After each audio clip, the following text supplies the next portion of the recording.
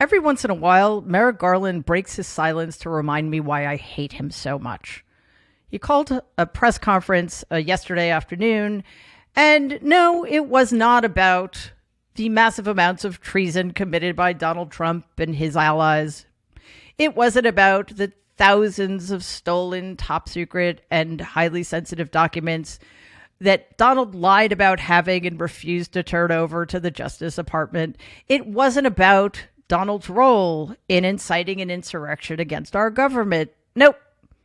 It was about a few dozen documents that somebody found on one of Joe Biden's properties, which were immediately turned over to the National Archives.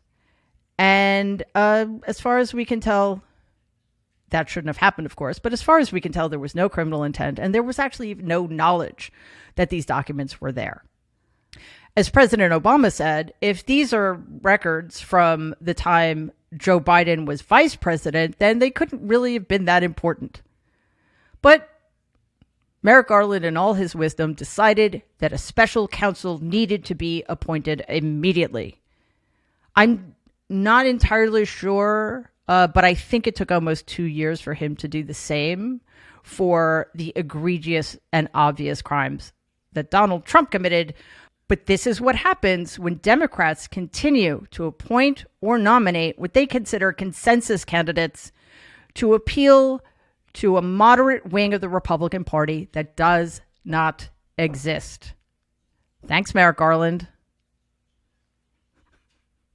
Have I mentioned I hate him? Recently, a U.S. Consumer Product Safety Commissioner warned about the potential dangers of gas stoves, particularly to the brain development of young children and the fact that they may increase the risk of developing childhood asthma.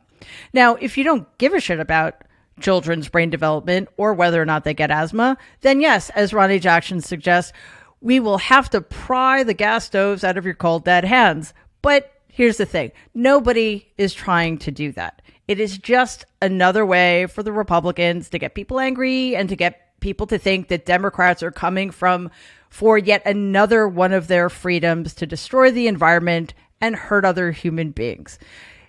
In related news, Nick Adams, self-described alpha male. I just for a second, I have to concede that I don't actually think this is a real person. Part of me is convinced that this must be a parody account. I mean, who calls themselves an alpha male? Well, oh, wait a second.